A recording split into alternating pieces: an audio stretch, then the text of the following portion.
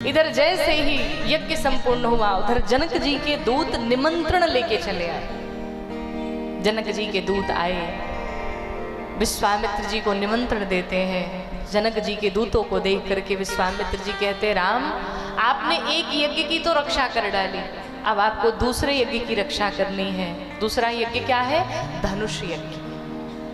भगवान राम गुरुदेव भगवान की बातों को सुन करके चल पड़े हैं। भगवान जैसे ही चले तो गोस्वामी तुलसीदास जी कहते हैं, धनुष यज्ञ सुनी रघुकुल नाथा, हरसी चले मुनि बर के साथा। यहाँ पर जीवन का एक सूत्र मिलता है। क्या? भगवान कैसे चले? प्रसन्न होकर के चले, मुस्कुराते हुए चले। कथा कहती है, जब भी कहीं घर से बाहर निकलिए तो खुश होकर के निकलिए, हंसते मुस्कुराते हुए निकलिए, वरना घर से ही दुखी निकलेंगे तो बनने वाला काम भी बिगड़ जाएगा।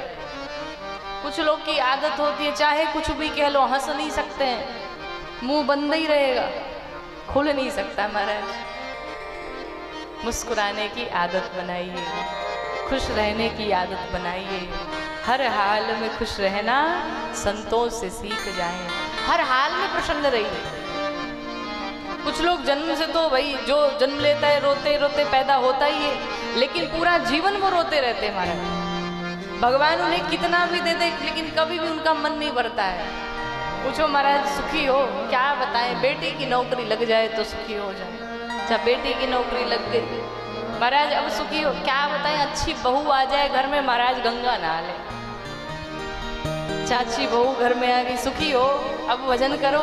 महाराज एक पोता आ जाए तो हरिद्वार चले जाए। चलो भाई पोता भी आ गया, महाराज अब तो भजन कर लो, अब सुखी हो? महाराज क्या बताए, पोता बड़ा उदंड है, छोड़ देंगे तो कहीं भी चला जाएगा, ये बड़ा हो जाए बस। बड़ा भी हो गया, अरे अब तो चलो महाराज बस इसका विवाह कर ले तो अंतिम इच्छा यही है हमारी, कभी खत्म होने वाला नहीं है। इच्छाएं सदैव बढ़ती रहती हैं, बढ़ती रहती हैं। इसलिए जो मिला है उसी में प्रसन्न रहिए, खुश रहिए, वरना रोते रोते फिर चले भी जाएंगे, कोई ठिकाना नहीं है। 4 दिन का ये जीवन मिला है, आनंद से जी लीजिए। जीवन खत्म हुआ तो जीने का ढंग आया, जब शम्मा बुझ गई तो महफिल में रंग आया। जब सब खत्म हो जाएगा तब आपको लगेगा कि हमने अपना जीवन व्यर्थ ही गंवा दिया।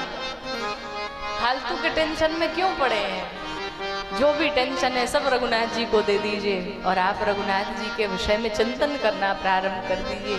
आपकी चिंता रघुनाथ जी ले लेंगे। भगवान कैसे चले? प्रसन्न होकर के चले, और भगवान प्रसन्न होकर के चले इसीलिए सब मंगल हुआ। भगवान का विवाह हो गया, प्रसन्न होकर के चले। रास्ते में आश्रम एक दीख मगमाही, एक आश्रम दिखाई पड़ा रास्ते में।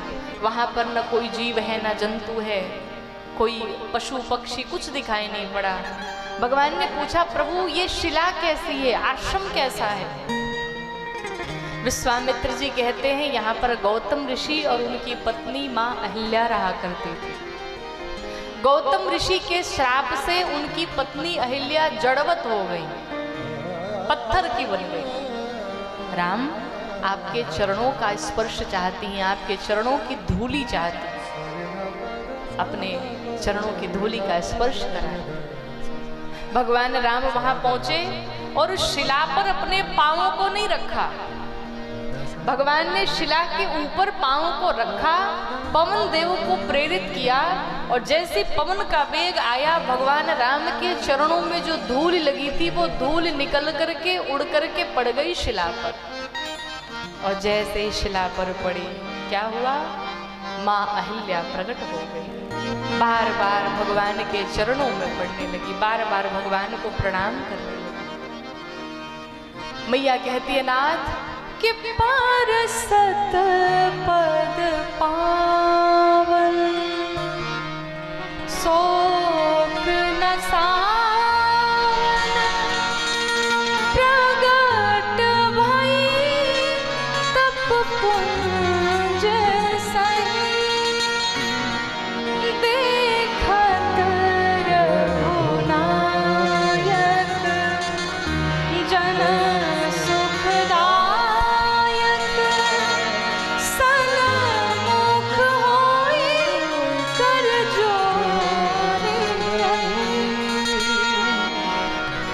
बार बार भगवान के चरणों में पड़ के बार बार भगवान के सामने हाथ जोड़ती है, मैया प्रभु हमने जीवन में ऐसा कोई पुण्य नहीं किया था जिससे मुझे रघुनाथ जी के दर्शन मिल जाए, जिससे रघुनाथ जी साक्षात आकर के मुझ जैसी अभागन को दर्शन दे।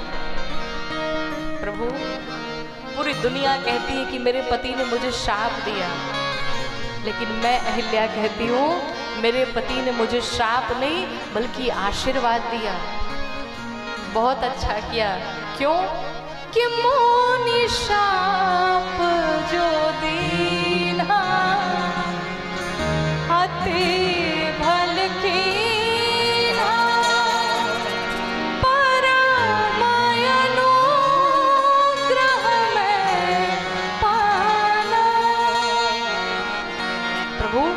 मेरे पति ने मुझे श्राप नहीं दिया, आशीर्वाद दिया।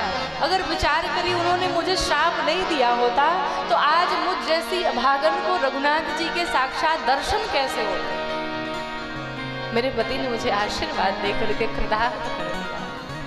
भगवान कहे देवी आपको क्या चाहिए वरदान में, मांगो आप।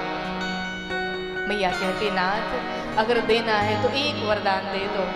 और वरदान क्या मांगा मैया ने?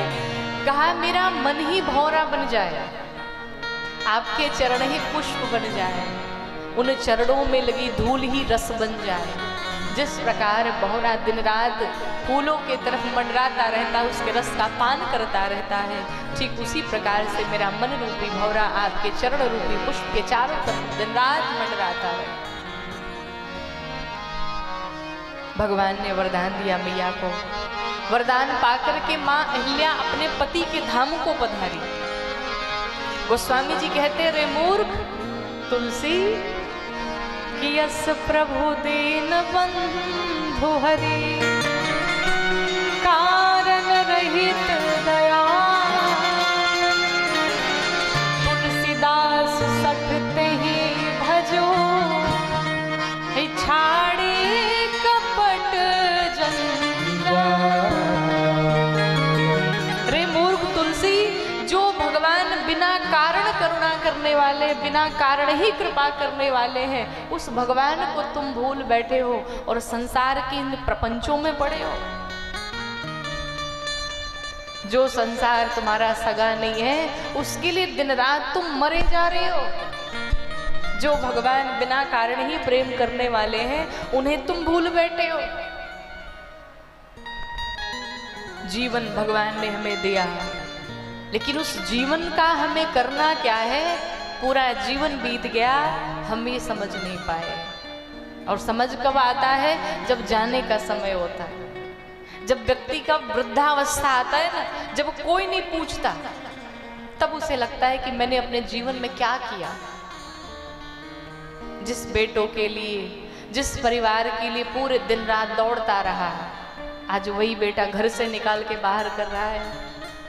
हम तो ना इधर के हुए ना उधर के हुए, ना परिवार वाले पूछ रहे, ना राम जी का नाम लिया। अब करूं क्या? भगवान को जाकर के क्या मुंह दिखाऊंगा? भगवान ने कहा था इस गर्भ में जीव को जितना दुख मिलता उतना दुख कहीं नहीं मिलता। गर्भवासम सम दुखम न भूतो न भविष्यति। इतना कष्ट, इतनी पीड़ा कहीं नहीं मिलती जितना माँ के गर्भ में मिलता है।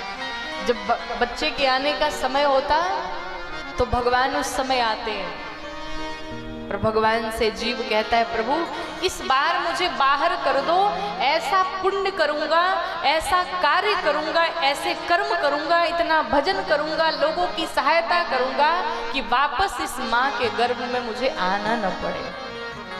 बस एक बार बाहर कर दो। और परिणाम क्या होता है? भगवान को वचन दे करके जीव आता है गर्भ में और बाहर आने के बाद सब भूल जाता है। बाहर आने के बाद संसार ही सत्य दिखाई पड़ता है और वो भगवान ही झूठा दिखाई पड़ता है। पर असली कहे तो इस संसार में कोई नहीं अपना। अगर अपना कोई है तो वो राम का नाम ही अपना।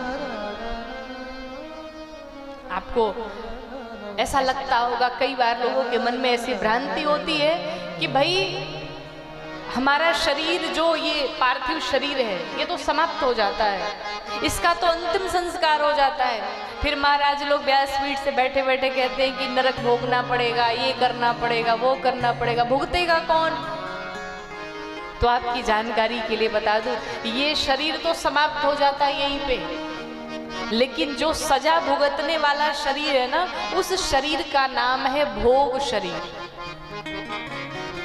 होगा शरीर लोहे का, लेकिन ऐसे ही बिल्कुल स्ट्रक्चर रहेगा, लोहे का भले होगा, लेकिन पीड़ा जितना इस शरीर को मिलती है, जितना कष्ट इस शरीर को होता है, उतनी ही पीड़ा उस लोहे के शरीर को भी मिलती है।